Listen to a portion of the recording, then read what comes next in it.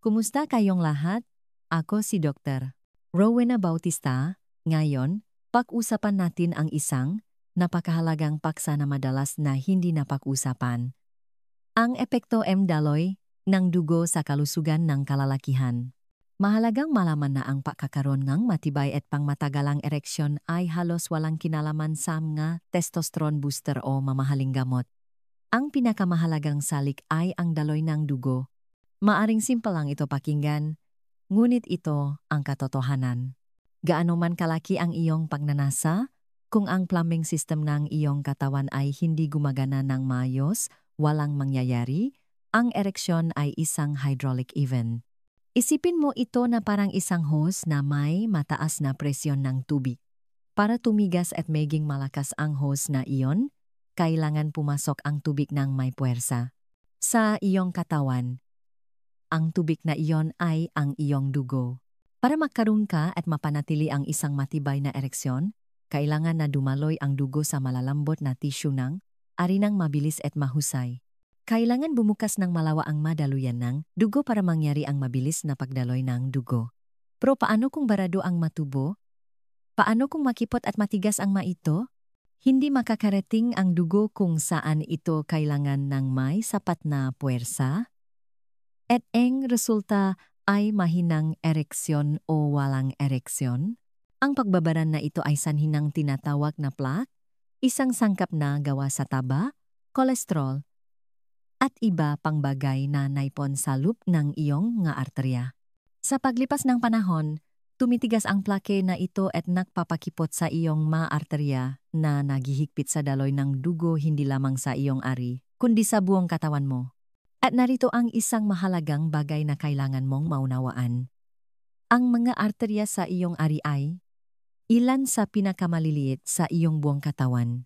Mas makipot ang gamga ito kaysa sa mga arterya na papunta sa iyong puso o sa iyong utak.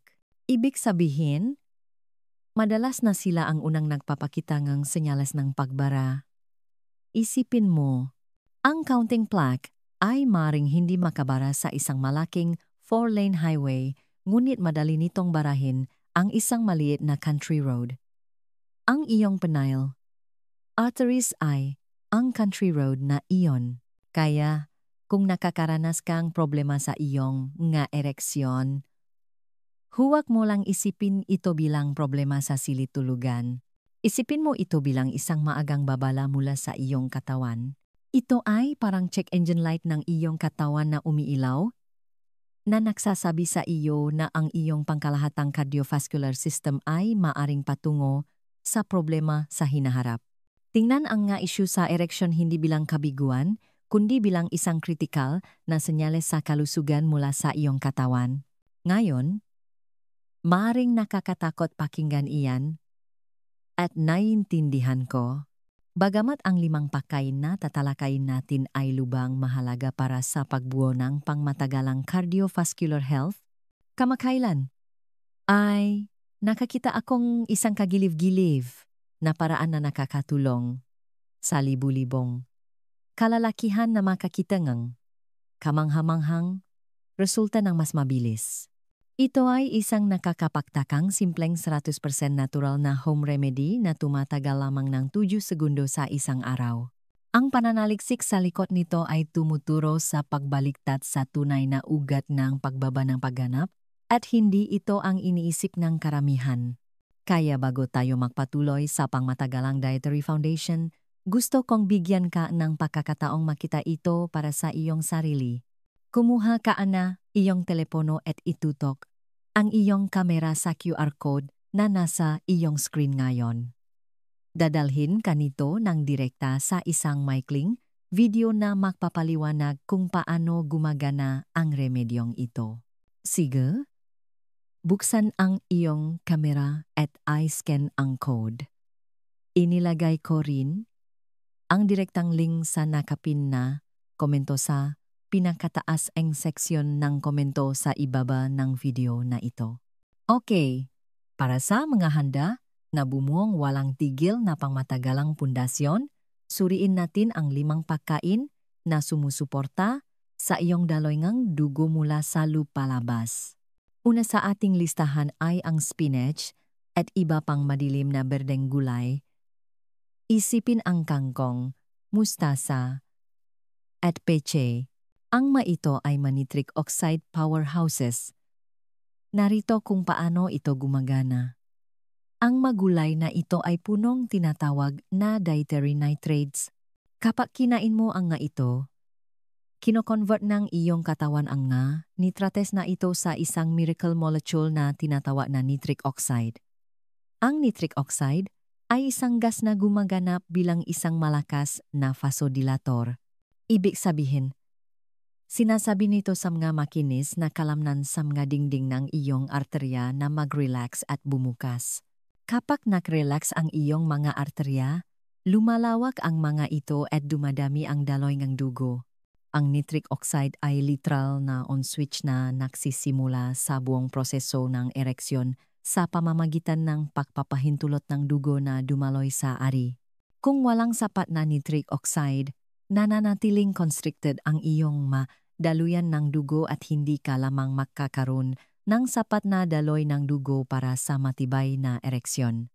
Ang pagkain ng salat na may malaking base ng spinach o kangkong araw-araw ay isa sa mga pinakamakapangyarihang bagay na magagawa mo upang suportahan ang natural na prosesong ito.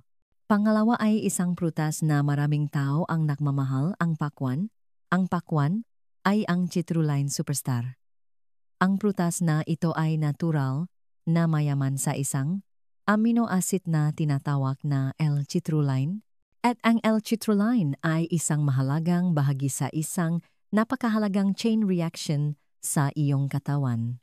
Kapag kumonsumo ka ng citrulline, kino-convert itong iyong mabato sa isa pang amino acid, ang L-arginine, at ang L-arginine ang direktang gasolina na ginagamit ng iyong katawan para makagawa ng tama ang hula mo, mas maraming nitric oxide, kaya sa pagkain ng pakwan, binibigyan mo ang iyong katawan ng raw materials na kailangan nito para makagawa ng mismong molecule na nagbubukas ng iyong daluyan ng dugo.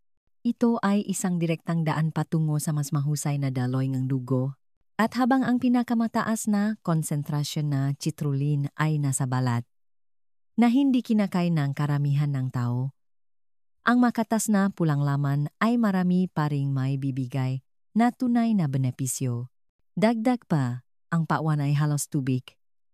Kaya nakakatulong ito sa hydration, na mahalaga din para sa malusok na sirkulasyon ng dugo. Pangatlo ay isang bagay na maaring ikagulat mo, ang dark chocolate. Ngunit ako ay napaka-specific dito.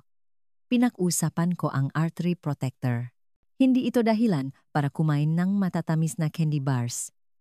Pinag-usapan natin ang mataas na kalidad na dark chocolate na may cacao content na 70% o mas mataas.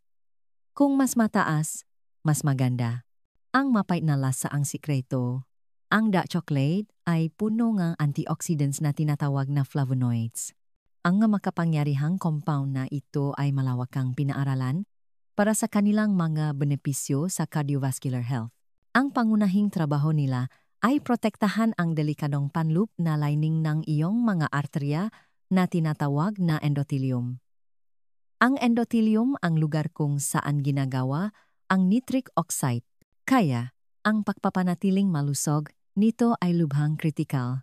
Ang pamamaga at free radicals ay maaring makapinsala sa lining na ito na ginagawang mas hindi epektibo sa paggawa ng nitric oxide. Ang mga flavonoids sa dark chocolate ay parang kalasag na nagpoprotekta sa lining na iyon mula sa pinsala at tinutulungan itong gumana ng mayos. Kaya, ang isang maliit na piraso ng napaka-dark na chocolate ay maaring maging masarap na paraan upang suportahan ang iyong vascular health. Tandaan lamang, ang milk chocolate ay halos asukal at taba at hindi magbibigay sa iyo nga benepisyo na ito. Pangapat sa listahan ay ang berries. Isipin ang blueberries, raspberries, strawberries, at blackberries. Ang ito ang inflammation fighters.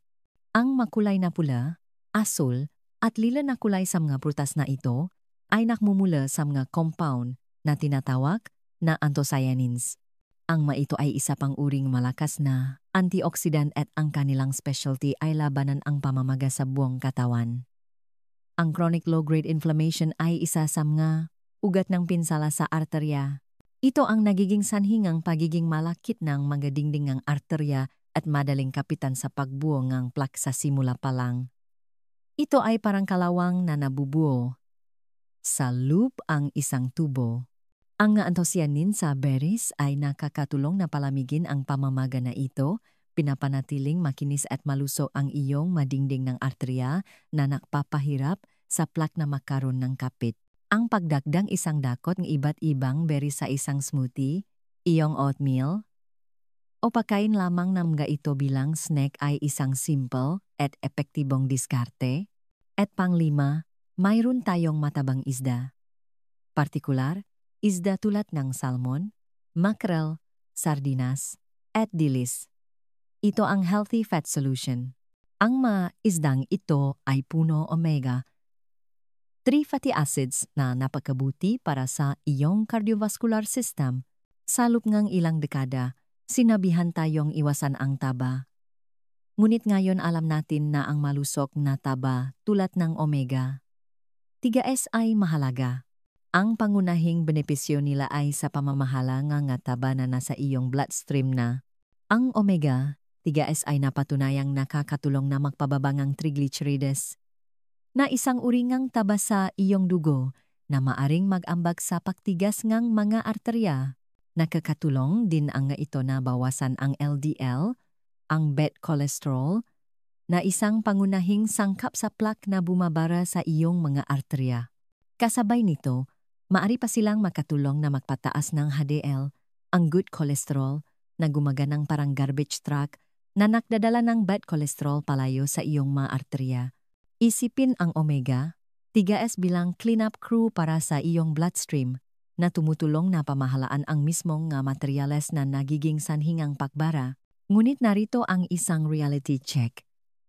Maari kang kumain ng salmon salad para sa tanghalian at pagkatapos ay uminom ng soda at isang bag ng chips para sa hapunan at umasa ng resulta.